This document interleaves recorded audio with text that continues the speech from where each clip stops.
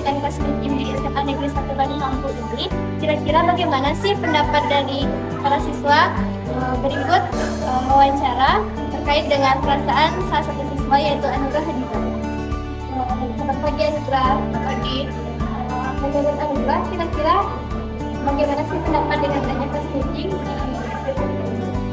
Baiklah, dengan adanya kelas meeting ini sebagai bentuk refreshing atau menghibur diri setelah ujian semester. Dan kelas meeting ini juga sebagai bentuk penyaluran bakat yang ada di bidang olahraga, bidang kesenian, dan banyak lain. Selama mengikuti kegiatan kelas meeting ini, kira-kira bagaimana sih perasaan? Saya sangat senang ketika melihat kelas bertanding, misalnya poni, futsal, dan juga menyaksikan penampilan dari penampilan bakat dari Baik, terima kasih banyak atas waktunya. Apakah itu bernalar kritis dan mandiri? Wawancara kami bersama salah seorang guru SMA 1 Bandung Mampu, Bu Lydia Agnes. Menurut Ibu, apakah itu dimaksud dengan bernalar kritis dan mandiri? Bernalar kritis dan mandiri ini merupakan lima di antara topik pelajaran siswa. Nah, yang bernalar kritis itu adalah kemampuan seorang siswa untuk melihat atau memberikan pendapat bagaimana terhadap suatu kejadian atau suatu fakta. Nah, bernalar kritis ini sangat penting sekali supaya siswa itu bisa lebih memahami lagi, kemudian dia bisa melanjutkan pembelajarannya juga seperti itu. Kemudian kalau yang mandiri itu adalah kemampuan seseorang atau siswa untuk menyelesaikan pekerjaan atau pelajarannya seperti itu. Nah, kalau penting sekali supaya kalau mandiri ini bisa juga dikatakan sebagai usaha seseorang untuk menyelesaikan pekerjaannya, kan seperti itu. Nah, kalau mereka tidak dibantu oleh orang, berarti tidak dikatakan sebagai mandiri. Selanjutnya, bagaimana bernalar kritis dan mandiri mempengaruhi hasil pembelajaran? Sangat mempengaruhi. Kalau bernalar kritis berarti seorang siswa tidak menerima apa yang menjadi atau apa yang diterangkan oleh gurunya saja, atau pendapat seseorang. Misalnya dalam diskusi, dia tidak hanya menerima pendapat orang saja, tetapi dia juga bisa apakah pernyataan dari temannya atau pertanyaan dari temannya itu betul atau tidak. Jadi itulah gunanya yang disebut dengan bernalar kritis. Nah, kalau mandiri berarti dia tidak membutuhkan orang lain, dia bisa bekerja sendiri. Bekerja sendiri maksudnya bukan berarti dia tidak membutuhkan orang lain, tapi dalam hal tertentu dia bisa bekerja sendiri. Itu yang disebut dengan mandiri. Sangat diperlukan sekali dalam pembelajaran. Baik Bu, terima kasih Bu. Sekian dari wawancara kami hari ini. Assalamualaikum warahmatullahi wabarakatuh. Assalamualaikum, kami dari tim jurnalis SMA Negeri 1 Bandung Mampu. Saat ini sedang bersama Ibu Arneti selaku guru pembimbing Exco English Club. Berikut wawancara kami bersama Ibu. Selamat siang Ibu. Apa memotivasi Ibu untuk mengadakan English Club di sekolah ini? Baiklah, English Club adalah kegiatan ekskul yang sudah dari awal-awal dulu diadakan beberapa tahun. Menjadi Ibu di sini sudah ada English Club-nya. Motivasinya tentu untuk membuat siswa ibu semuanya bisa termotivasi untuk berbicara bahasa Inggris terutama karena di dalam kelas mungkin jarang atau kurang waktu untuk bertanya. Selain dari speakingnya, tentu kami berharap grammarnya seluruh yang membuat anak-anak termotivasi untuk mengeluarkan lafal-lafal bahasa Inggris itu diadakan di English Club. Baik Bu, apa saja kegiatan yang ada di dalam English Club ini?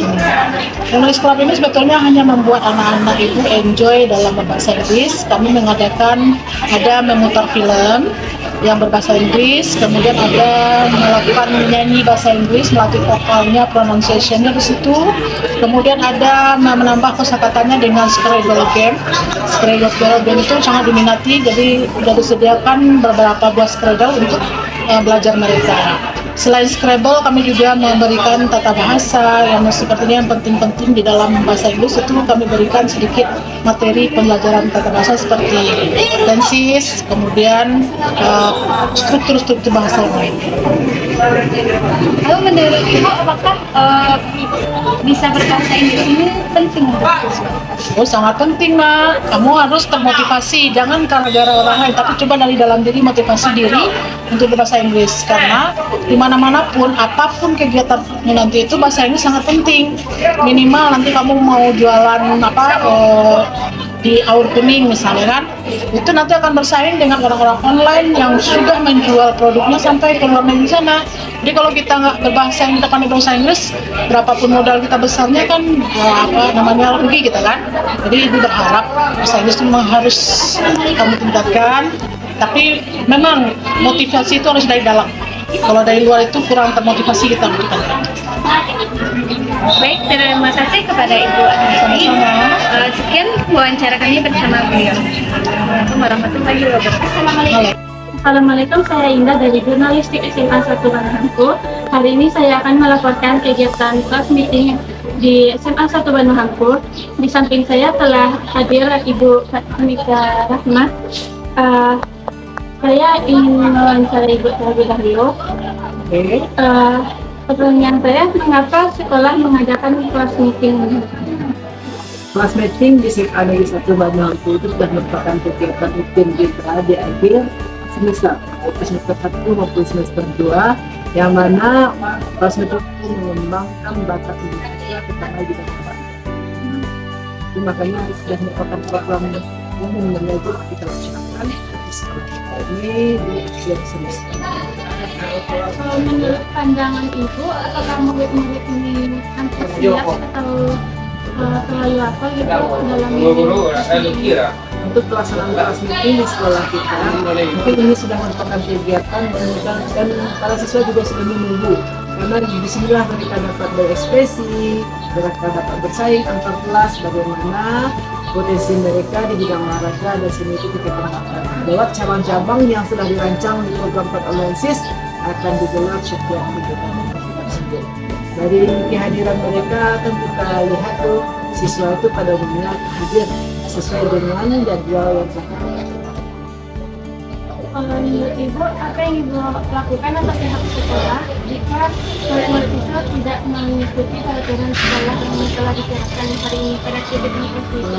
Itu kegiatan kelas meeting karena ini merupakan suatu program unggulan OSIS yang kita laksanakan, kita gelar setiap semesternya. Maka sebelum pelaksanaan tersebut sudah disosialisasikan terlebih dahulu bagaimana kehadiran siswa, bagaimana konsekuensinya, cabang lombanya, semua sudah disosialisasikan terlebih dahulu. Otomatis apabila sudah disosialisasikan, disepakati, tapi siswa yang tidak mengikuti sesuai aturan itu siap menerima kompetensi.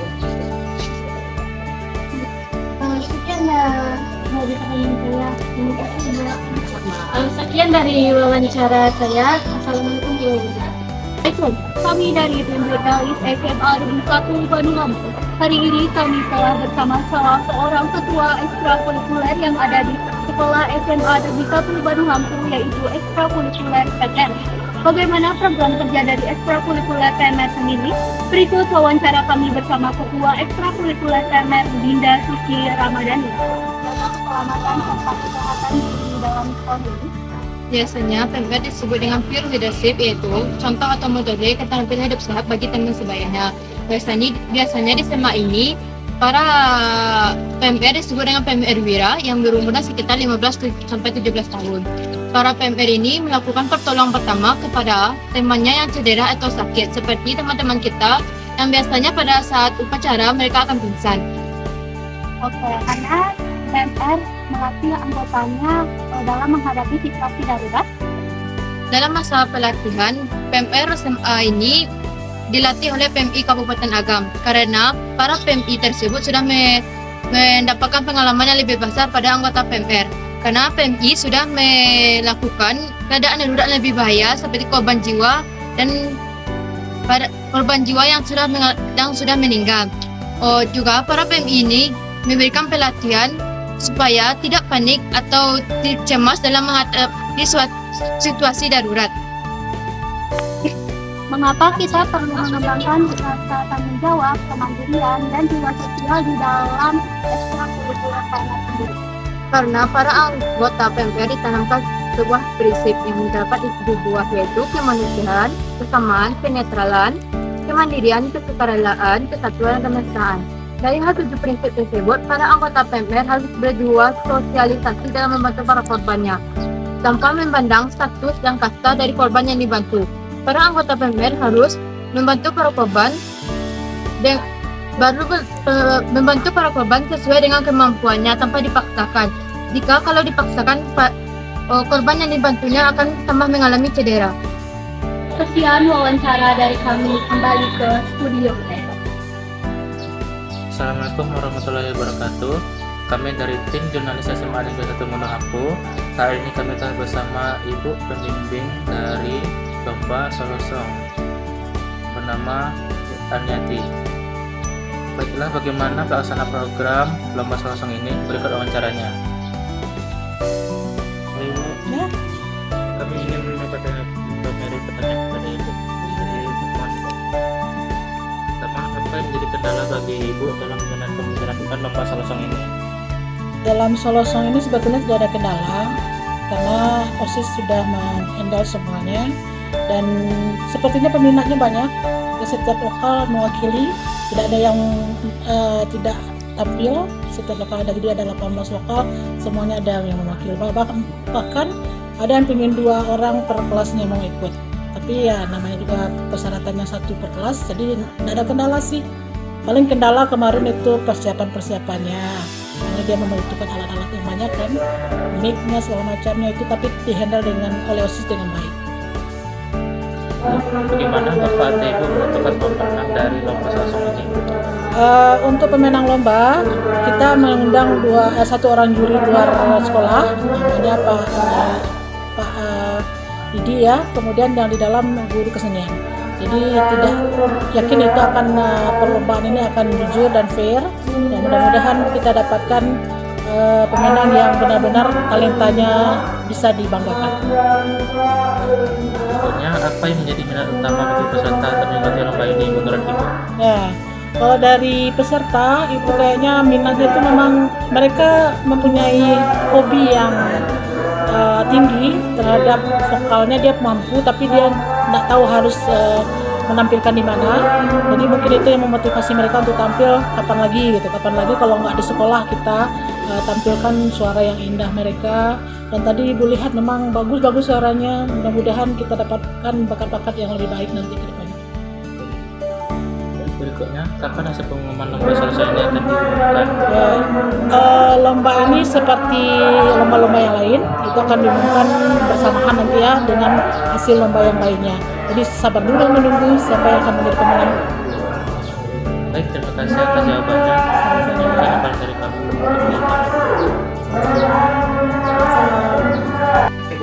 Assalamualaikum. Kami dari tim jurnalis SMA 1 Monohampu. Kami bersama Bapak Amri Fribda sebagai tim penyusun kurikulum. Kami akan mempertanyakan beberapa hal tentang mengenai kurikulum sekarang ini. Bapak Fribda, apa menurut Bapak tentang perbedaan kurikulum yang sekarang dengan yang sebelumnya?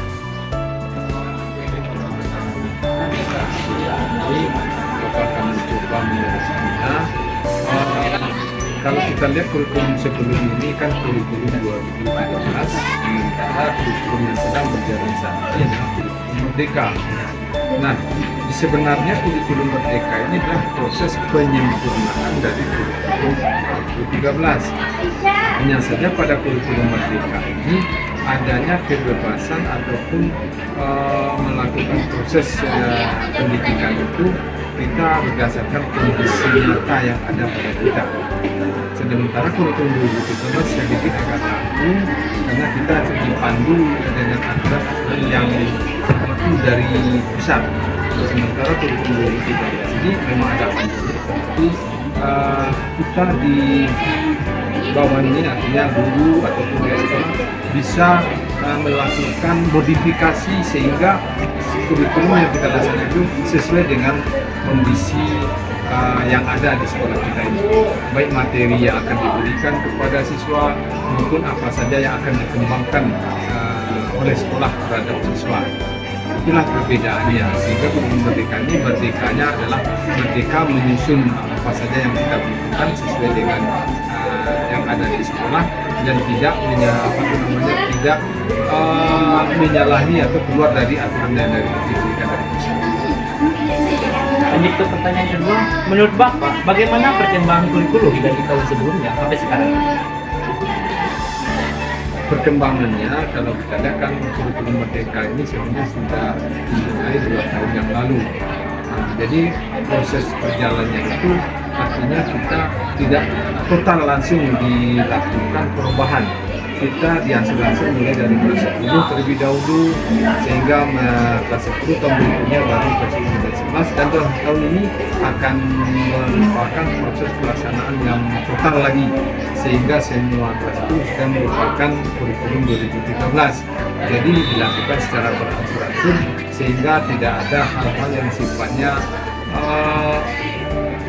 agak mendesak ataupun agak membuat suatu suasana yang akan menjadi kurang kondusif. Dengan diawali kelas 10, maka yang kelas 10 ke kelas 11 itu sudah terbiasa, sudah dari mulai. Sementara kelas 12 ini akan naik dari kelas 11 ke kelas 12, mereka akan mudah-mudahan lebih lancar lagi dalam melaksanakan kurikulum 2013 ini. Lanjut yang pertanyaan ketiga, jika dibandingkan, menurut Bapak kurikulum mana yang lebih efektif? Sebenarnya kalau kita melakukan perbandingan antara dua kurikulum ini, kalau Bapak berpendapat ini kurikulum ini baik sih, plus minusnya tidak. Namun kurikulum 2017 ada plus ada minus. Nah, kemudian kurikulum merdeka juga sedikit ada plus minusnya. Namun kurikulum merdeka ini lebih menyempurnakan kurikulum 2013. Jadi apa kekurangan dari kurikulum 2013 dan di kurikulum merdeka ini akan disempurnakan dan akan dibuatkan suatu metode-metode yang lebih mengena kepada siswa sehingga kurikulum merdeka ini akan lebih enak, enjoy dan nanti diterima oleh siswa. Karena di kurikulum merdeka ini di samping kemampuan intelektualnya diasah, juga skillnya juga diasah di sini dalam bentuk proyek. Sementara karakternya juga sudah ditempa di sini seperti melakukan pembinaan P5-nya, sehingga terbentuklah profil pelajar berbudaya Pancasila tersebut. Baik, terima kasih kepada Bapak yang telah memberikan waktunya sebentar bagi kami untuk wawancara. Untuk lebih lanjutnya silakan nanti kita cek di video selanjutnya. Assalamualaikum, saya Indah, tim jurnalis dari SMA Negeri 1 Bandung Lampung. Hari ini saya akan melaporkan kegiatan meeting yang diadakan oleh ASIS SMA Negeri 1 Bandung Lampung. Bagaimana kegiatannya? Berikut wawancara saya bersama salah seorang guru SMA Negeri 1 Bandung Lampung. Sama salah seorang guru dari SMA Negeri 1 Bandung Lampung yang bernama Ibu Syafina Rahmi. Baik Ibu, saya izin wawancara ya Bu. Oke, silakan. Pertanyaan pertama saya, apa tanggapan Ibu tentang kelasnya saat ini? Oke, terima kasih.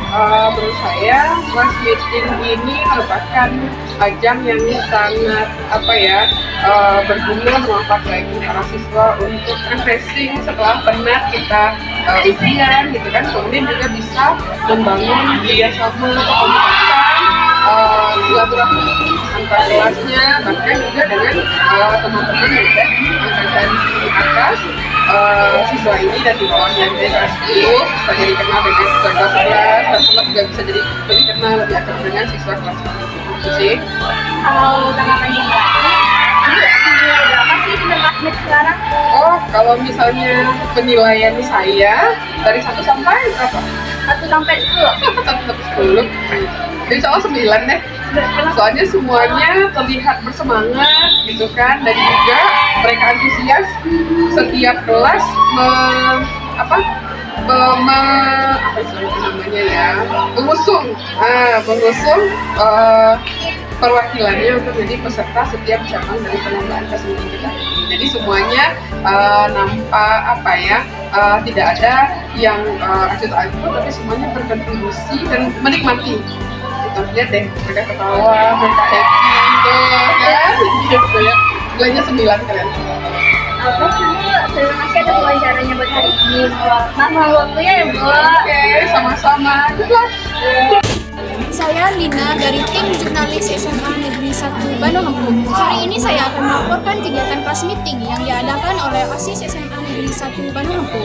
Bagaimana kegiatannya? Berikut wawancara saya dengan salah seorang wakil ketua OSIS SMA Negeri 1 Bandung Hampung.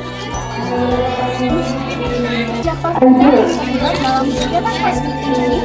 Jadi di dalam kelas meeting kali ini semua warga sekolah SMA Negeri 1 Bandung Hampung terlibat.